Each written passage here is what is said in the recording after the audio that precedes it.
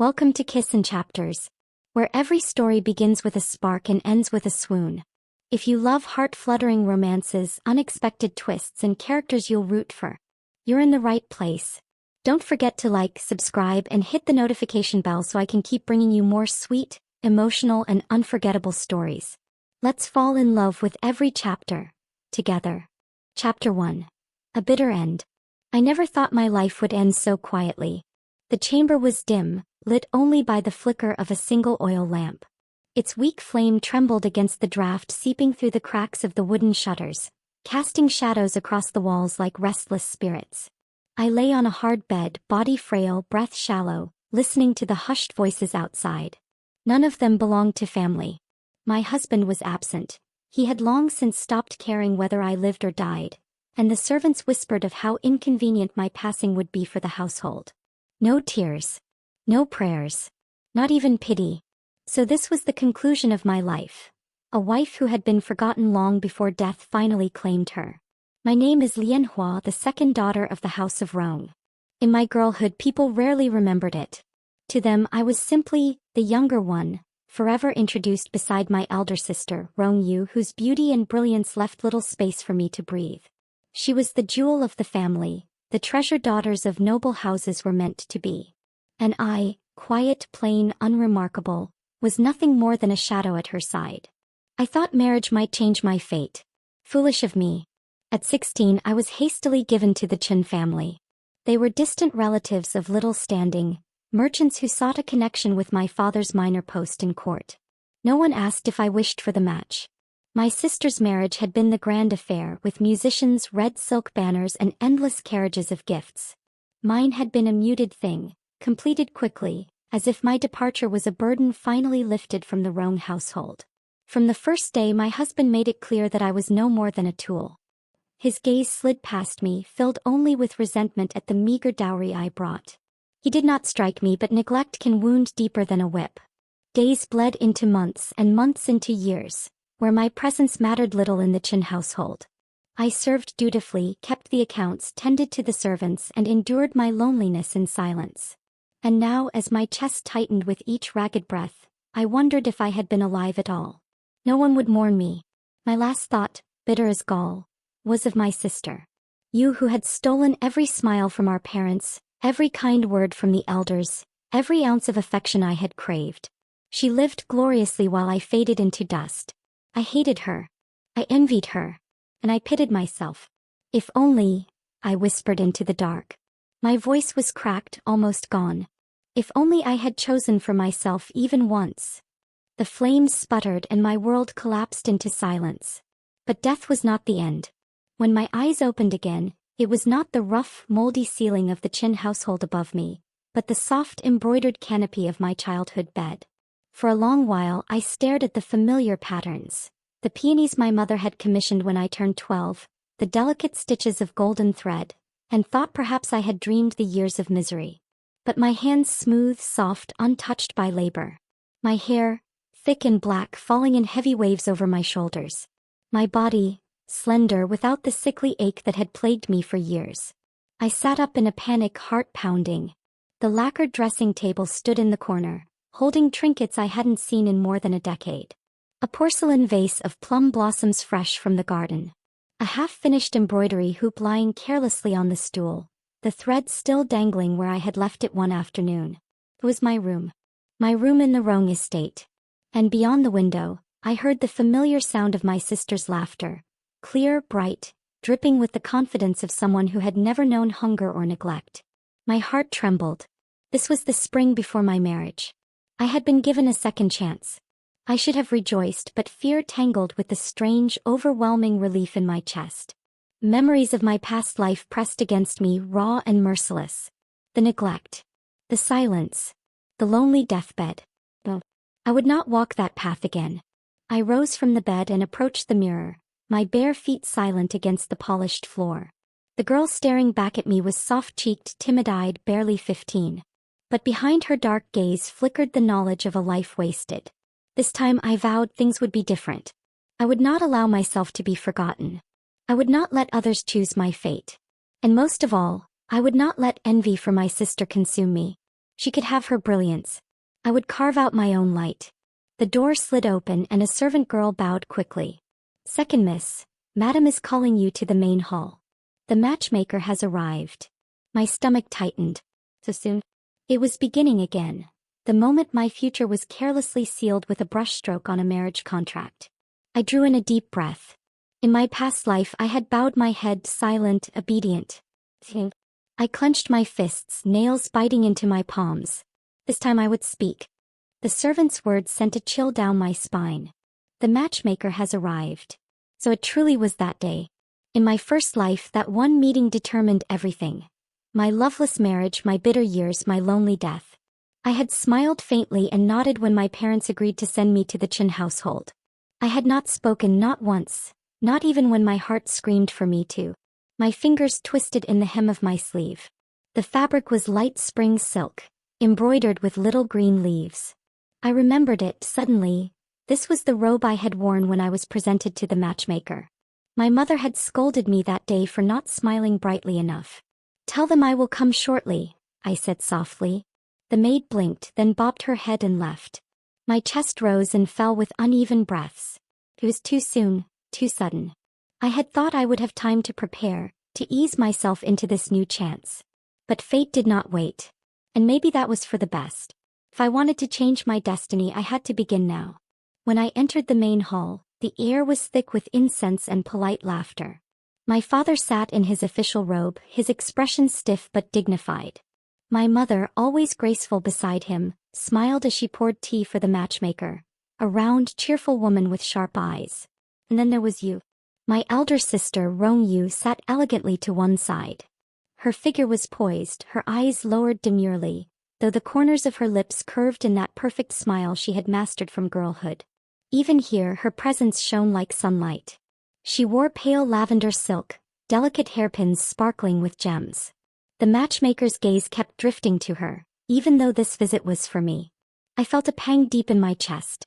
Even in matters of my own marriage I could not escape her shadow. "There she is," my mother said, turning to me with a nod.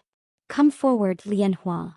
I stepped onto the polished floor, every motion deliberate. My palms were damp, but I kept my chin steady. The matchmaker looked me over with a polite smile. "Second Miss Rong is as gentle as I've heard." "Oh, timid. Easily ignored." My lips curved faintly, but I said nothing. They began to speak of the Chin family, the merchants with modest fortune, eager to tie themselves to the Rongs. The matchmaker praised their son, Qin Liang, calling him hardworking and dutiful. I knew the truth. A man bitter with resentment, forever measuring affection in silver taels. Every word scraped against me, a reminder of the years I had suffered in silence. Finally my father said, "The Qin family is respectable enough. The match will be favorable." My throat tightened. This was it. In my past life I had lowered my head and accepted. And that had been the end of me. No more. I inhaled deeply, my hands trembling slightly in my sleeves. "Father, mother," I said, my voice steady though my heart raced. I do not wish to marry into the Qin family." The hall fell silent. Even the incense smoke seemed to pause in the air. My mother's eyes widened in shock and my father's brows furrowed sharply. The matchmaker blinked in astonishment. Only Yu's lips twitched in the faintest smile as if amused. "What nonsense is this?" my father snapped. "A daughter does not choose her own marriage." I bowed my head respectfully but did not retreat. "I beg your forgiveness, father. But I cannot marry into the Qin family. I know my place is not to bring glory to our house, but I wish to live without regret." The words burned in my chest, torn straight from the ashes of my last life. "You ungrateful child."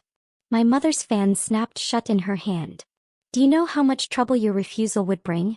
What face would our family have before society if you speak so recklessly?" In my past life those words would have crushed me into silence. But not this time. I lifted my gaze, meeting theirs with trembling resolve. Then let me be thought reckless. I would rather live in disgrace than repeat the life I once had. They stared at me as though I had grown a second head. Yu's laughter, light and mocking, cut through the heavy silence. "Sister, when did you grow so bold? You who always hid behind others suddenly think you can decide such things." Her words stung, but I held her gaze. For once I did not shrink away. Yes, elder sister, I said quietly. I can. The room seemed to quake with the weight of my defiance. My heart hammered, but I felt strangely light, as though a chain had been broken inside me. This was only the beginning. I didn't know yet how my family would respond, nor what storms would come of this rebellion. But I had spoken. And that single choice, the first I had ever truly made, was enough to change everything. That night I lay awake in my bed staring at the canopy. The household buzzed with whispers after the scandal I had caused. A daughter refusing her arranged marriage. Such audacity was nearly unheard of. Fear gnawed at me. What if they force me anyway? What if they cast me out? But beneath the fear, something fierce bloomed inside me. For the first time I felt alive. I remembered the lonely deathbed, the silence, the bitterness of being unloved. And I whispered into the night, a promise to myself. This life, I will not be forgotten. Chapter 2. Ripples in the Household. The storm came sooner than I expected. By morning the whole household buzzed like an overturned beehive. I heard it in the whispers of the maids as they brushed my hair, in the sharp looks of the older servants as I walked past, in the way silence followed me into every corridor. Second Miss had refused her marriage. Scandalous. Ungrateful. Foolish. I could almost hear the accusations spilling from their tongues, though most dared not say them aloud. In a family like ours, even servants knew how dangerous gossip could be. But their eyes spoke enough. It stung, of course. In my past life I had lived quietly, yearning only for approval, afraid of even the softest censure. Now to stand at the center of whispers felt like a heavy weight pressing on my chest. But I told myself over and over, better whispers now than regrets forever. I would endure this. At breakfast my father's face was like thunder. He ate in silence, his chopsticks striking the porcelain bowls too sharply. My mother tried to soothe him with soft words, but her eyes burned whenever they landed on me. Father, mother, you said sweetly, lowering her lashes in mock concern, please don't be too hard on sister. She has always been timid. Perhaps she was frightened yesterday. My hands tightened in my lap. Yu's voice dripped with honey, but her smile hid thorns. She was playing the dutiful elder sister, pretending to shield me while slyly painting me as weak and unreliable. Timid, my father growled. Reckless, you mean? Who will want a daughter who dares defy her elders? He set his chopsticks down with a sharp crack. This will ruin our family's reputation if word spreads further. I lifted my gaze slowly. Father, I am sorry for the trouble I've caused. But I cannot marry into the Chin family. My voice trembled slightly, but I forced the words out. His face reddened. And why not? They are respectable merchants. Respectable? In my last life I had wasted away in their house, forgotten like an old piece of furniture. My husband had treated me as little more than a ledger to be balanced, his eyes cold, his words few. Respectable? Perhaps in name but not in heart. I would not be happy there, I said softly. Happy? My mother's fan snapped open, her voice sharp. Marriage is not about happiness, foolish girl. It is about duty.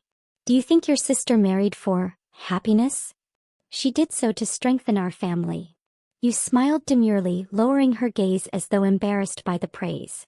Her fingers caressed the jade bangle on her wrist, the same one my mother had given her as a wedding gift. Perhaps, I said, my heart hammering, but I cannot repeat my past mistakes. Even if it shames me, I cannot. The words slipped out before I could catch them. Past mistakes. If they noticed the odd phrasing, no one mentioned it, but my father's face grew even darker. You shame us already, he snapped. Go. Confine yourself to your chambers until you learn obedience. I bowed my head, hiding the heat in my eyes. My legs trembled as I rose, but I did not beg for forgiveness as I once would have. I turned and left, each step a struggle against the urge to crumble. Behind me, Yu's soft laughter rang like silver bells. Confinement was not unfamiliar to me. In my past life I had often been shut away for failing to meet expectations. The difference was that back then I had wept into my pillows, certain I deserved it. Now I sat by the window, staring at the budding plum blossoms in the courtyard, and let the anger burn quietly in my chest. Was I reckless? Perhaps. But better reckless than forgotten. The days stretched long. Meals were delivered silently, the servants avoiding my gaze. I was a ghost in my own home, yet for once I did not feel powerless. I had spoken. I had chosen. That in itself was freedom. On the third day I asked the maid who brought my food, "What of the Chin family? Have they heard?" The girl hesitated, then whispered, "They are furious, Second Mississippi. They say you are arrogant and ungrateful, and that the Rongs should be ashamed." I almost laughed. In my past life, I had bowed meekly into that marriage, and still the Chens had treated me as though I were less than nothing. Let them rage. Better their anger than my silent misery.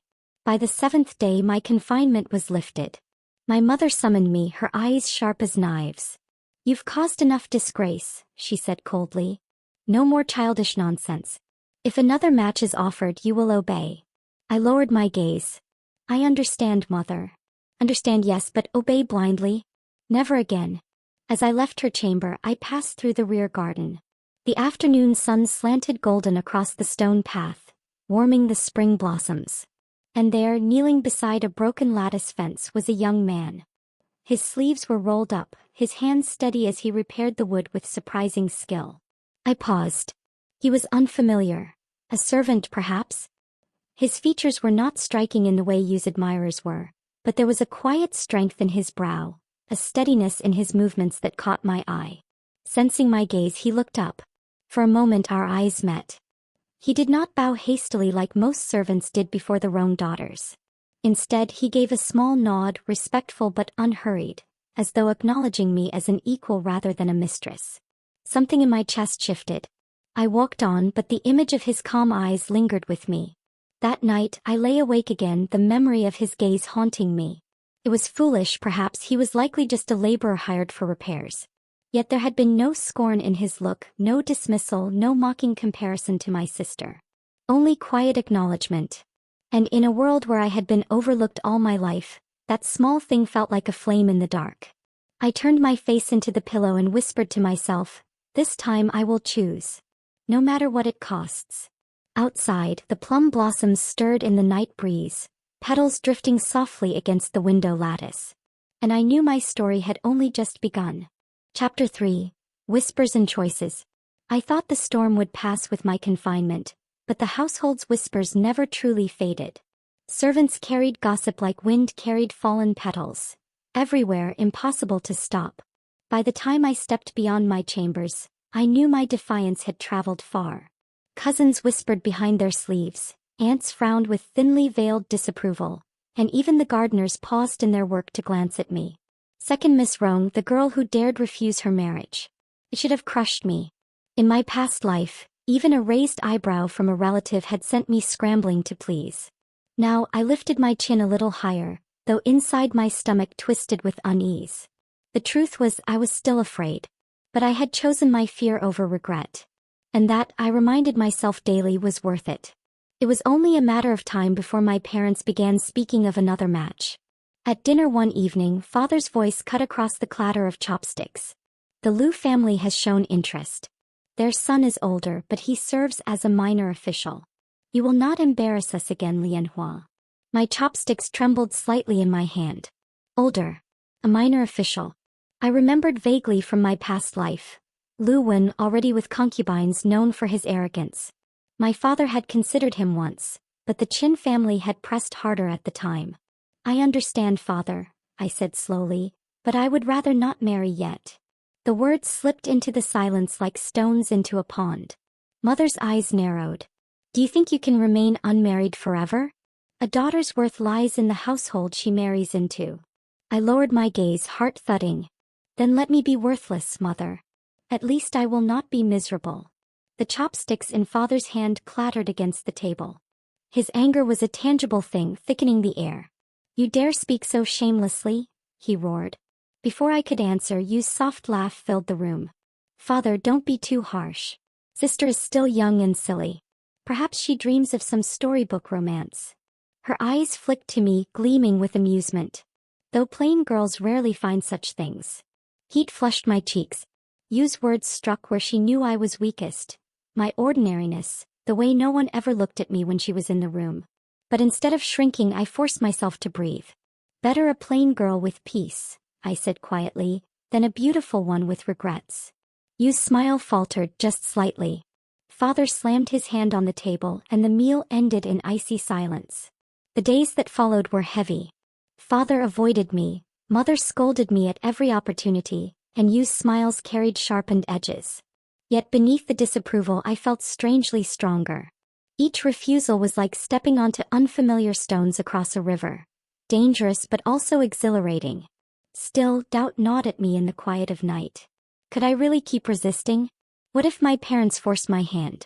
What if they sent me away in disgrace? I clutched my pillow, remembering the hollow ache of my deathbed. Oh, I cannot return to that fate. It was during one of these tense days that I wandered into the back garden again. The plum blossoms had begun to fall, scattering petals like pale snow. And there, repairing the old stone lantern, was the young man I had seen before. This time I approached. "You are skilled with your hands," I said softly. He looked up surprised. Then he bowed, not too deeply but respectfully. "Thank you, Second Mississippi. It is only small work." "What is your name?" I asked. "Li Wei," he said. His voice was steady, calm. I studied him quietly. His clothes were simple, his hands calloused. Clearly not a nobleman, yet something in his bearing carried dignity. "You work hard," I said. He gave a faint smile. "Work keeps a man honest." For reasons I couldn't name, my chest warmed at those words. How different from Qin Liang, who had measured every coin but begrudged every effort. "Do you serve here often?" I asked. "From time to time," he said. "When repairs are needed." His gaze lingered briefly on me, curious but never rude. "Forgive me, miss, but why are you in the garden alone? Few young ladies wander without attendants." I hesitated, then smiled faintly. "Perhaps I like solitude. Or perhaps," he said gently, "you seek peace where the house cannot give it." My breath caught. His words struck deeper than I expected, as though he could see the turmoil I carried. I lowered my gaze, embarrassed, and he returned to his work without pressing further. But as I walked away, I realized my heart felt lighter than it had in days. "That evening you came to my room." She swept in like a perfumed breeze, her silk sleeves trailing behind her. "Sister," she said sweetly, "I worry for you. Father's patience wears thin. If you keep refusing, you'll bring disgrace upon us all." Her eyes glittered with satisfaction. I set down my embroidery hoop. "Perhaps disgrace is better than unhappiness." Her smile sharpened. "You think you're brave. But no man of worth will ever want a disobedient girl. What future will you have then? Alone, forgotten?" "Alone. Forgotten." The words pierced me, echoing too closely to my past life. My hand tightened on the hoop until the wood creaked. But then I remembered Li Wei's calm gaze in the garden, his words about peace. I lifted my chin. "Then I will make my own future." For the first time, Yu's smile faltered fully. She studied me as though seeing a stranger. Then with a toss of her sleeve she turned and left. That night sleep came slowly. I lay awake, staring at the canopy, my heart pounding with both fear and exhilaration. Each step I took felt like walking into a storm, but also like stepping into sunlight I had never known. In my past life I had been a shadow, fading until I disappeared. This time I whispered into the dark, "I will not be forgotten." And somewhere deep inside, I felt the faint stirring of hope, like a seed pushing through the soil, reaching toward the light. Chapter 4. Quiet Moments. The days that followed blurred into one another. My parents grew colder, Yu sharper, and the Liu family's proposal loomed like a shadow that lengthened with each passing sun. Yet despite the heaviness inside the house, I found small refuges. The garden, the plum trees, and more the quiet presence of Li Wei.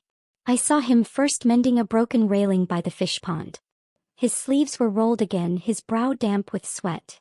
Unlike the idle sons of officials I had known, he worked with steady patience, as though every plank, every nail deserved care. I lingered near the pond, pretending to admire the koi. "You watch often," he said after a moment, not looking up from his work. Heat rushed to my cheeks. "I do not mean to disturb you." "You don't," he said simply. Then after a pause, "Most people pass by without seeing.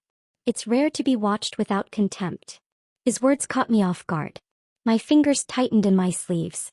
"Does it not bother you to be beneath their notice?" He gave a faint smile, hammer striking the wood with a steady rhythm. "The opinions of those who do not know me are light as dust. They can blow where they will. What matters is what I choose to do with my own two hands. My throat tightened. How long had I lived hungering for the notice of others, aching for approval that never came? And here was a man who seemed content without it, who built his worth plank by plank unseen.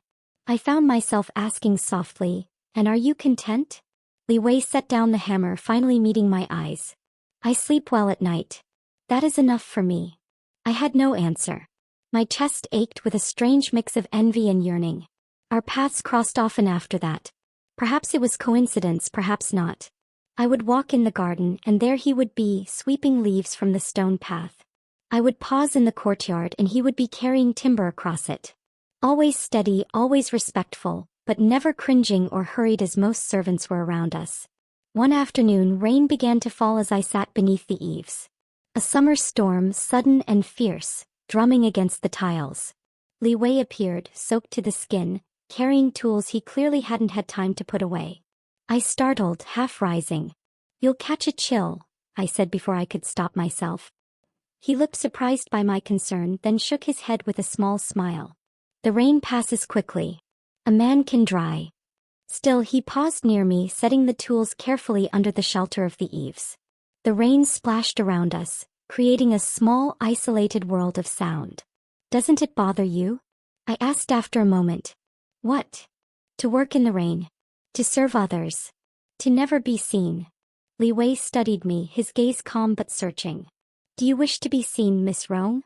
The question pierced straight through me. I opened my mouth, then closed it. My fingers twisted in my sleeves. "I only wish not to vanish. Not to live a life that leaves nothing behind." Something flickered in his eyes then. Understanding, perhaps, or recognition. He nodded slowly. "Then you must choose differently than those who would forget you." The words sent shivers through me. The rain softened, the storm passing as quickly as it had come, but his voice lingered in my heart long after the sky cleared. Of course, peace never lasted long in our house. That evening you cornered me in the hall.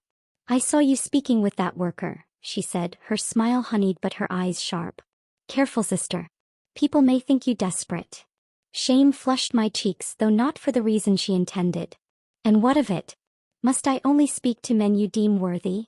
Yu's laugh tinkled like bells. "You misunderstand. I don't care what you do. But father would. Mother too. If they thought you sullied yourself by consorting with servants." She leaned close, her breath warm against my ear. "They would never forgive you."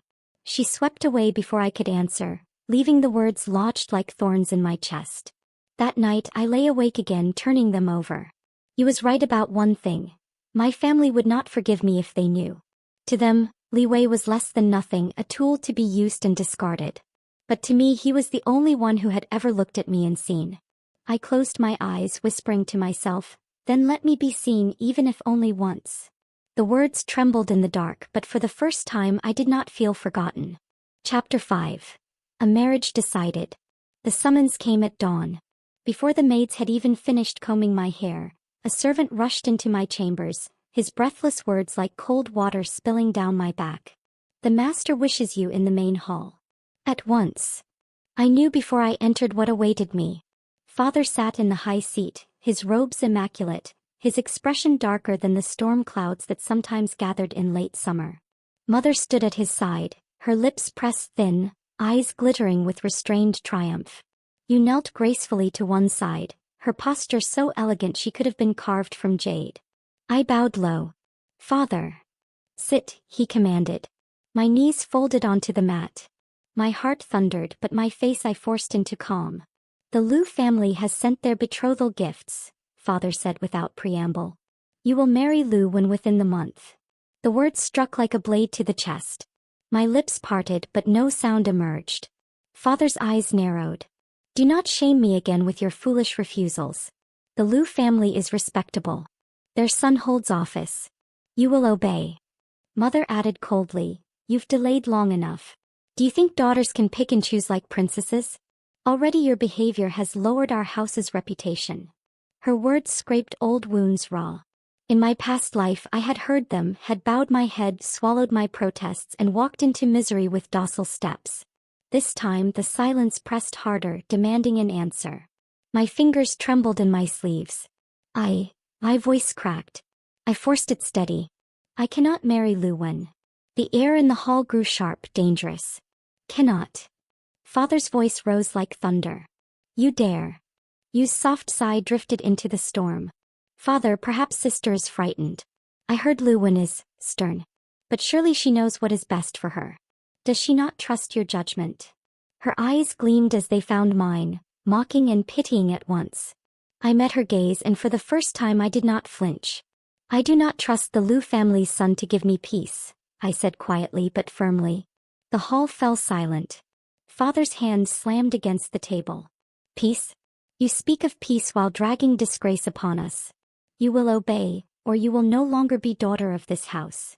My breath caught. His words were not empty. I knew my father. He would cast me out, disown me rather than lose face. The fear clawed at me, cold and suffocating. But then, I remembered Li Wei's voice, steady in the rain. Choose differently than those who would forget you. I lifted my chin. Then so be it, father. Gasps rippled through the servants at the edges of the hall. Mother's face went pale with fury. Yu's eyes widened, then narrowed in triumph as though my doom pleased her. Father rose, his robes swirling. Ungrateful child. Do you wish to starve in the streets? Without this family, you are nothing. I bowed low so he would not see the tears burning in my eyes. My voice shook, but I forced the words out. Better nothing with dignity than a daughter in chains. Silence. And then father stormed out, his footsteps echoing like thunder. Mother swept after him, skirts snapping. You lingered only long enough to deliver a smile sharp as a knife. Brave words, sister. Let us see how long bravery feeds you. Then she was gone, leaving the hall colder than before. That night I could not sleep. My body shook with fear. Cast out. Disowned. Truly forgotten, not just in spirit. What future would I have then? I stumbled out into the garden, the moonlight pale upon the stones. And there, like fate's answer, was Li Wei carrying buckets from the well. He paused when he saw me. Miss Rong. My throat tightened. I wanted to turn away to hide my weakness. But the words spilled before I could stop them. My father will cast me out. He set the buckets down carefully, then stepped closer. Not too close, but enough that his presence warmed the night. Because you refused? Yes. My voice cracked. They say I will have nothing. That I am nothing. Li Wei studied me, his expression unreadable. Then quietly, do you believe them? The question struck deeper than any insult. I opened my mouth, but no answer came. Did I believe them? All my life I had. All my life I had been a shadow of you, a burden to my parents, a pawn in someone else's game. But now, my chest ached with the memory of my refusal, with the fire it had lit. I don't want to, I whispered. I want to believe I can be more. Li Wei's gaze softened. Then be more. What you are is not theirs to decide. Tears blurred my sight. I turned my face away, ashamed of my trembling. But Li Wei did not move, did not mock. He only stood there in the quiet like a mountain rooted in the earth. Solid. Steady. Reminding me that even if the whole world turned cold, someone saw me. For the first time that day I felt I could breathe. Chapter 6. Cast out. The decree came the very next morning. I had barely finished dressing when Mother entered my chambers without knocking, her face pale with fury. A folded document lay in her hand, the wax seal unbroken. Your father has written this himself, she said, her voice sharp enough to slice silk. You are no longer of this house. The words seemed to echo around me, hollow and unreal. No longer. My lips trembled. Mother, please. She cut me off, eyes like shards of ice. You defied us. You humiliated us before the Lu family. Do you think we will beg you to remain? Be grateful your father spares you the rod. Take your belongings and leave before noon. From this day forward, you are no child of ours. The parchment dropped at my feet. Mother turned and swept out without looking back.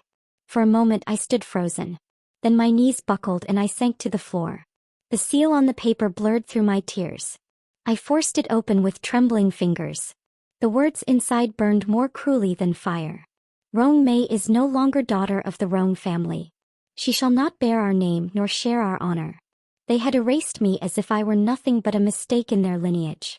By noon, 2 maids had packed a small bundle of my clothes. Their eyes darting with pity, they dared not speak aloud. My jewelry and ornaments were taken, declared the property of the house. What I carried was scarcely enough for a common girl, much less one who had been raised as a noble's daughter. I walked through the gates barefoot, my shoes having been forgotten in the haste. The guards smirked but did not stop me.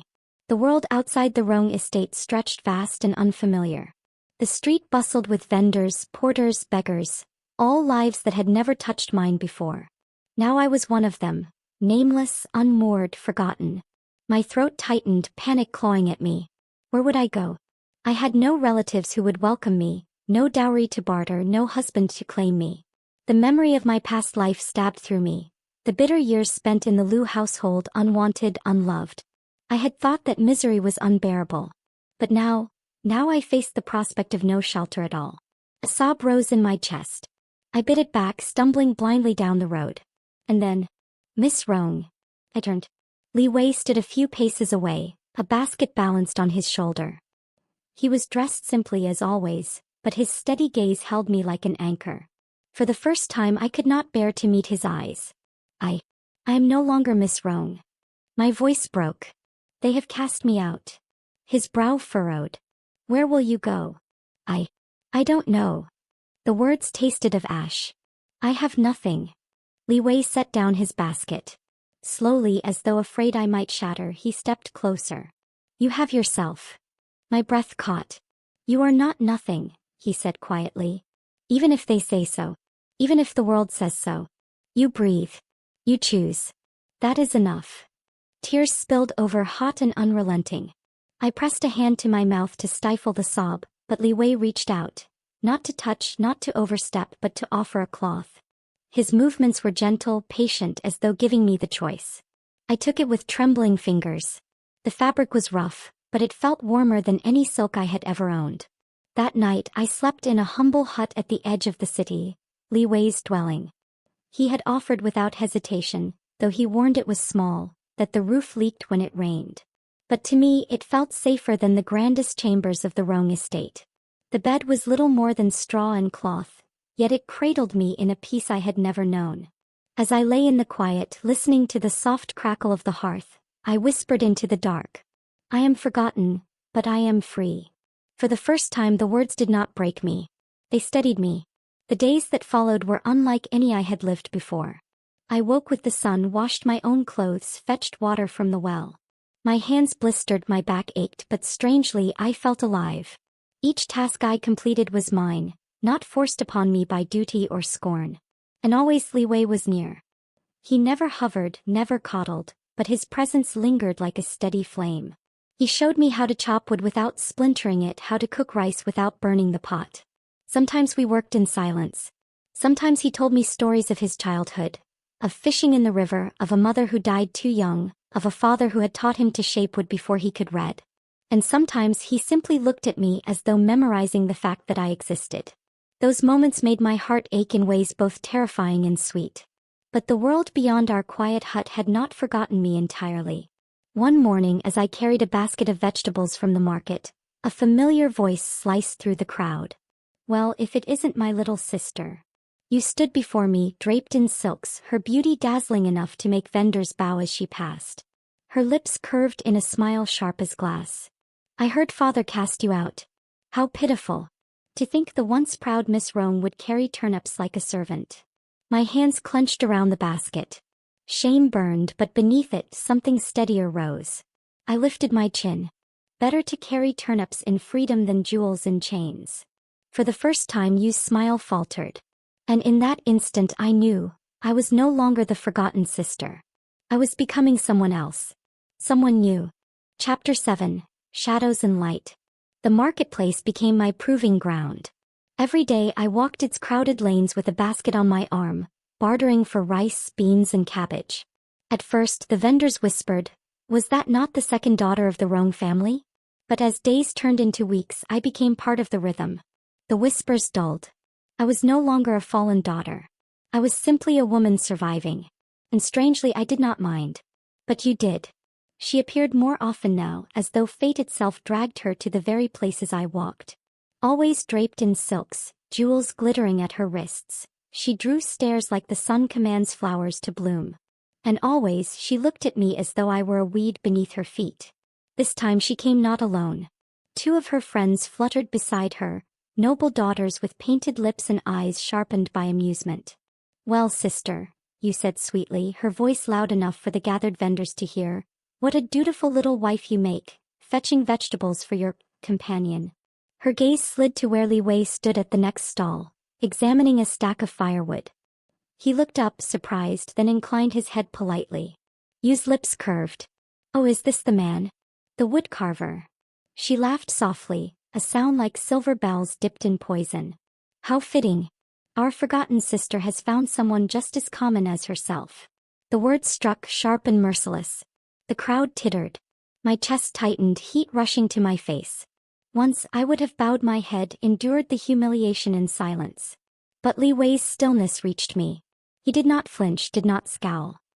He simply looked at you with calm, unreadable eyes, as though her cruelty were no more than wind-stirring leaves. It was my shame, not his. And I would not let her lay it at his feet. I stepped forward, my voice steadier than I felt. "Yes, he is a woodcarver. An honest man who works with his own hands. Tell me, sister, is that less noble than a woman who hides venom behind silk?" Gasps rippled through the crowd. Yu's eyes widened, then narrowed to slits. "You dare speak so to me," she hissed. I held her gaze, though my knees trembled. "I dare." For a heartbeat the world held its breath. Then Yu's friends tugged her arm, muttering about losing face in public. With a final glare sharp enough to cut, she turned and swept away, silks snapping in her wake. The vendors resumed their trade, some casting me furtive glances, half pity, half admiration. My pulse thundered, my hands shook, but I did not look away. I had faced her and I had not broken. That evening as we returned to the hut, Li Wei walked beside me in silence. The weight of the day pressed heavy on my chest. At last I blurted, "You must think me foolish. To stand there, quarreling like a child in the street." "I think," Li Wei interrupted quietly, "that you spoke truth when no one else would." I faltered. "But I was cruel." He shook his head. "You were brave." The words settled over me like a cloak, warm and protective. For the first time in my life I did not feel small. But you was not finished. 2 days later, a knock rattled the hut's wooden door. Li Wei answered, only to step aside as a man entered. A steward in rich robes carrying a scroll.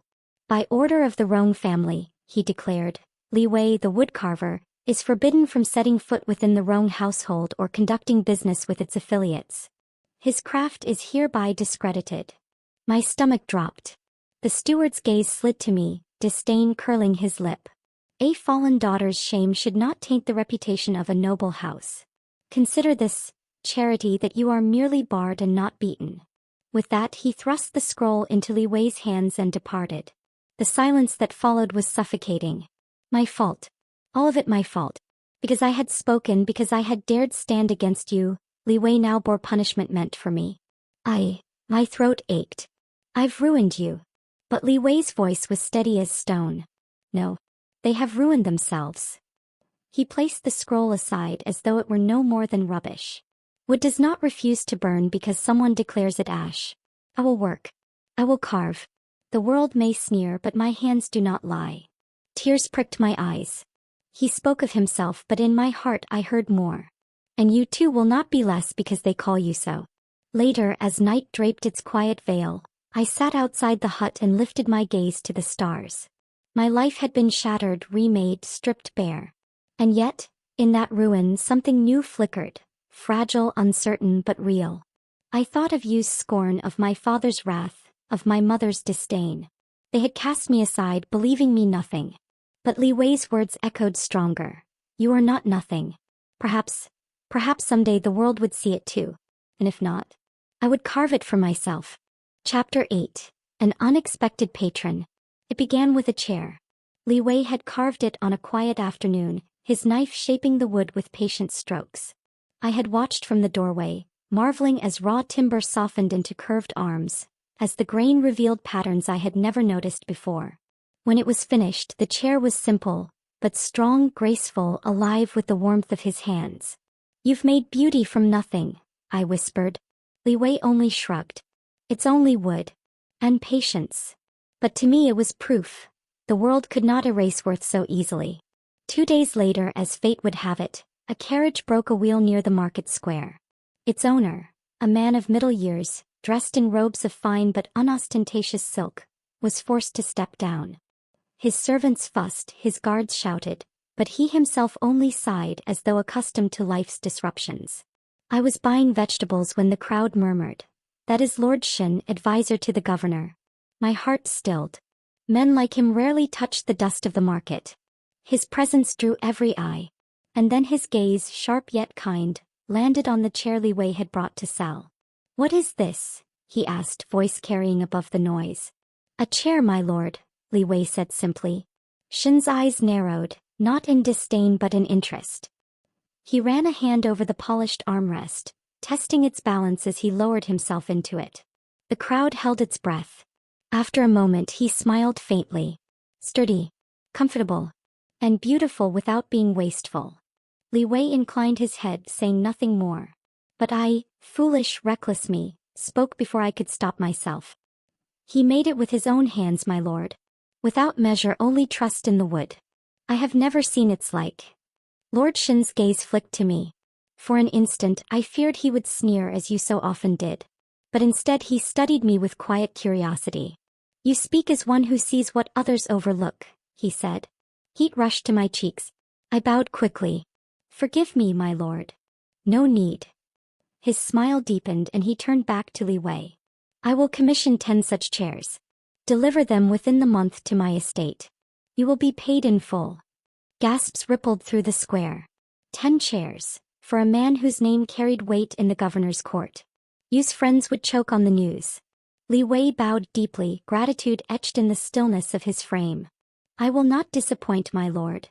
And just like that, the decree of ruin from the Rong family was overturned by a stranger's recognition.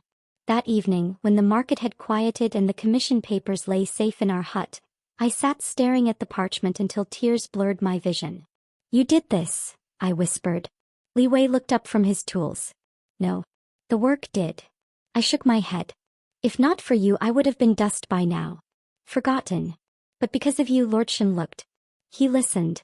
He saw. Li Wei's gaze softened, though his voice remained quiet. "Do not mistake his eyes for mine. I saw you before." The words struck deep, sweeter than any silk or jewel I had once longed for. For a moment, silence stretched between us, warm and fragile. I wanted to speak, to say I saw him too, not as woodcarver or savior, but as the man who held me steady when the world cut me loose. But courage failed me. Instead, I looked down at my hands, roughened by labor yet steadier than they had ever been. News traveled swiftly. Within a week, whispers reached even the Rong household. The forgotten sister lives. Cast out yet honored by Lord Shin. The woodcarver prospers. And so it was inevitable that you appeared again. She arrived at the market draped in gold-threaded silk, a jeweled hairpin glinting cruelly in her bun. Her smile was painted sweet, but her eyes glittered with fury. "So," she drawled, circling the chair Li Wei had set for display. "My sister has found fortune after all. How clever. To sell yourself so cheaply for scraps of a patron's favor." Anger burned, but this time it did not shake me. I lifted my chin. "Scraps," I said softly. "Then let us see if your jewels buy the same." The vendors stilled, their eyes darting between us. Yu's painted smile cracked. For the first time she had no ready retort. And in the silence that followed I felt it, the shift. I was no longer the shadow trailing behind her brilliance. I was standing in my own light. That night, as I watched Li Wei sketch patterns for the commission chairs by the dim glow of the hearth, a thought bloomed fierce and certain in my chest. I had been cast out, forgotten, erased. But now I was being rewritten. Not by the Rong family, not even by Lord Shin. By myself. Chapter 9, The Choice of My Heart. The letter came in the early morning, carried by a servant whose nose wrinkled at the sight of our humble hut. He thrust the scroll into my hands as though it were filth. "By order of Master Rong," he said coldly, "you are summoned home." Home. The word struck sharp, bitter. That house had not been my home for a long time. I broke the seal with trembling fingers. The script was familiar. My father's strict, elegant strokes. "Daughter, you have been reckless. Yet fortune has smiled on you despite your folly. Return to us and all will be forgiven. The family has arranged a new match for you with a rising young official. Do not squander this chance again. The scroll slipped from my hands. My chest tightened. Forgiven? For what? Living when they wished me gone. Li Wei bent to retrieve the letter. He read silently, his expression unreadable, then set it aside. They only call for you because Lord Shen spoke your name. I swallowed hard. Perhaps. But it is still a chance to belong again. The words felt heavy, as if spoken by the frightened girl I used to be. Li Wei looked at me then, and for the first time, I saw not calm detachment but something raw flickering in his gaze. Do you still wish to belong to them? To live as a shadow again? My throat ached. I could not answer. That evening I walked alone to the riverbank. The moonlight rippled on the water, silver and unbroken. Memories pressed close. You laughing as I trailed behind her, my mother's cold eyes, my father's endless disappointment. And then, Li Wei's quiet strength, his words steady as stone. You were brave. If I returned, perhaps I would gain silk jewels, the safety of a noble roof. But I would also return to silence. To being unseen. To forgetting myself. A soft step stirred the grass. Li Wei had followed. He did not speak at first, only stood beside me watching the moon. Finally I whispered, they offer me what I thought I wanted all my life. And yet, he said gently, you sound as though you are mourning. Tears stung my eyes. Because I know that house will never love me. The silence stretched, tender and fragile. Then in a voice low but certain, Li Wei said, I would. The world stilled. My heart pounded so loud I feared he would hear it. I turned, searching his face. His eyes held no jest, no hesitation, only quiet truth. I would love you, he continued softly, not for what you bring, not for whose daughter you are. Only for you. The dam inside me broke. Tears spilled freely, but this time they were not bitter. I don't know how to be loved, I admitted. Then let me teach you, he said simply. The next day I returned the letter. When the steward bowed mockingly, expecting my obedience, I pressed the scroll back into his hand. Tell my father, I said clearly, that I have chosen already. I will not return. The steward gaped, scandalized. You would throw away status for a nameless woodcarver? I lifted my chin. No. I throw away chains for freedom. And for love. Gasps rose from the watching vendors. The steward sputtered, then stormed off, his silken sleeves flapping in indignation. I stood rooted, trembling, but smiling. For the first time I had chosen my life. Li Wei stepped to my side, silent, steady. Our hands brushed, not quite holding. But it was enough. That night as I lay in the humble hut, I realized the truth. I was no longer the forgotten sister. I was the woman who had chosen love. And this time I would not let it go. Chapter 10. No longer forgotten. Morning came soft and golden, spilling across the worn wood of our little hut. I rose early, though sleep had been restless, my mind chasing the thought of Lord Shen's invitation. He had requested Li Wei's presence at his manor to present the commission chairs. To my surprise, he had also named me in the summons. It's not often a nobleman writes a woman's name in such matters, Li Wei said as he laced his simple robe. He must think highly of you. I tried to laugh it off, but my chest tightened. Perhaps he only pities me. Li Wei shook his head, steady as always. No. He sees what I've seen all along. I turned away, hiding the warmth that rose in my cheeks. The manor gates loomed tall when we arrived. Inside, the hall glimmered with polished floors and hanging lanterns, voices rising and falling like the tide. I clutched the hem of my faded silk gown, trying not to flinch under the stares of nobles in embroidered robes. And then, my breath caught. The Rome family stood near the dais, gleaming in gold and jade. My father's back was straight, my mother's eyes sharp as needles, and you as radiant as ever, a phoenix in a gown of crimson silk. Her gaze found me instantly. Surprise flickered, then disdain curved her lips. She swept forward with practiced grace. Sister, she said sweetly, her voice carrying far enough for others to hear. How bold of you to crawl back here dressed so poorly. Do you mean to shame us all over again? Laughter rippled among her companions. My fingers trembled against my gown, but only for a heartbeat. I drew a steady breath. I did not come crawling, I said softly yet clearly. I was invited. Murmurs stirred. Yu's smile wavered. Before more could be said, Lord Shen entered, his presence commanding silence. He studied the chairs displayed in the hall, Li Wei's work shining with quiet craftsmanship. With a nod, he gestured us forward. "Behold the artistry of Master Li Wei," he declared. And beside him, the woman whose counsel guided his hand. "Together they have given me more than furniture. They have given me truth. Beauty lies not in excess but in strength, balance and heart." Gasps filled the room. His words carried weight, enough to shift opinions like wind turns a field of grass. Then he added with deliberate calm, "It pleases me to honor them not only as craftspeople but as betrothed. May their bond be as strong as the wood he carves, and as steadfast as her spirit." Silence fell, broken by startled whispers. "Betrothed?" My face burned. I turned to Li Wei, eyes wide. But he looked back with quiet certainty, as though the truth had long lived in him. Lord Shen's gaze swept the hall, daring any to object. "In them I see worth. In them I see honor." And just like that the tide turned. Those who had sneered now nodded with respect. My parents' faces blanched. Yu's painted smile cracked, rage sparking in her eyes. She hissed under her breath, low enough for only me to hear, "You think this makes you my equal? You'll never rise above what you are." I met her gaze steadily. "No. I have already risen. Not by standing on your shadow but by stepping into my own light." Her lips pressed tight, her fury silenced by the watching crowd. That evening, when the banquet ended and the stars spilled across the sky, Li Wei and I walked the road home together. The night was cool, the lantern light flickering gold against his profile.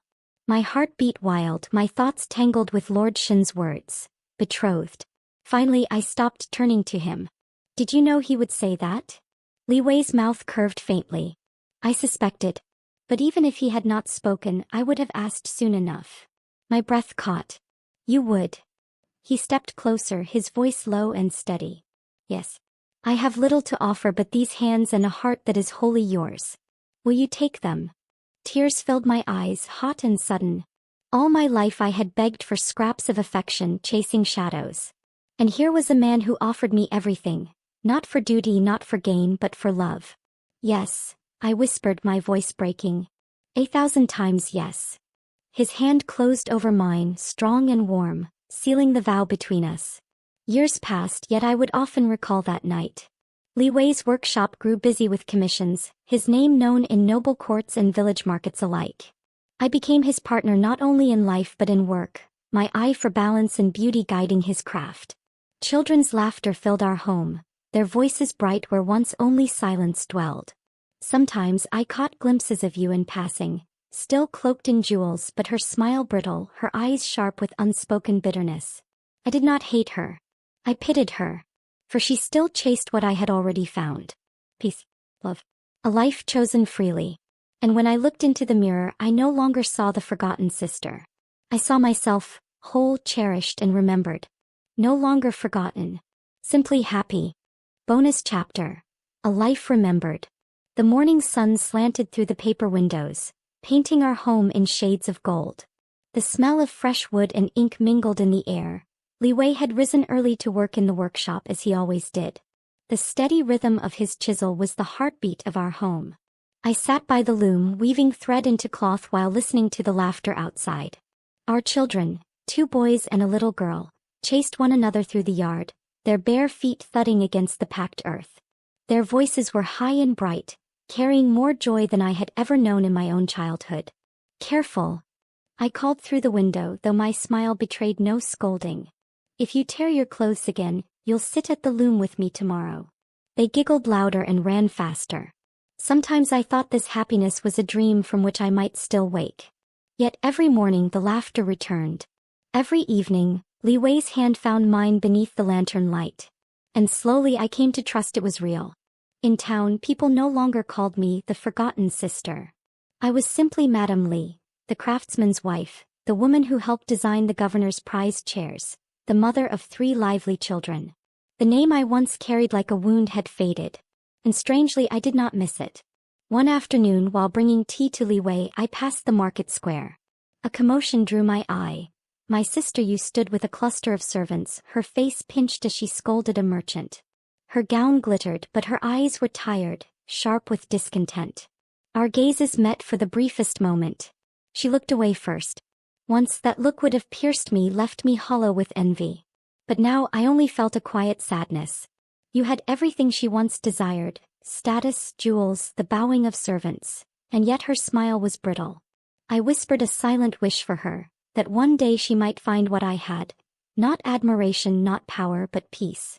That night, as the children slept and the cicadas sang, I sat with Li Wei in the courtyard. The stars stretched wide above us, endless and bright. Do you ever regret it? I asked softly. That you chose me when others might have given you an easier life? He set aside the piece of wood in his hands, turning to me. His eyes were steady, warm as the firelight. Never. If I carved for kings and lived in a palace, but you were not beside me, what worth would it hold? Tears pricked my eyes, though my smile was wide. You make me believe I was never truly forgotten. His fingers brushed mine, threading them together. No, May. From the moment I saw you in the market that day, I remembered you. Always. The night was quiet but for the crickets and the rustle of leaves. In his gaze I found every answer I had ever sought. Years later, when my hair silvered and my hands grew thin, I would sit in this same courtyard surrounded by grandchildren's laughter. And when I looked back on the girl who once wept alone in silence, I would whisper to her, "You were never meant to be forgotten. You were meant to live." And I had lived fully, freely, and loved. No longer a shadow. No longer the forgotten sister. Simply myself. And that was enough.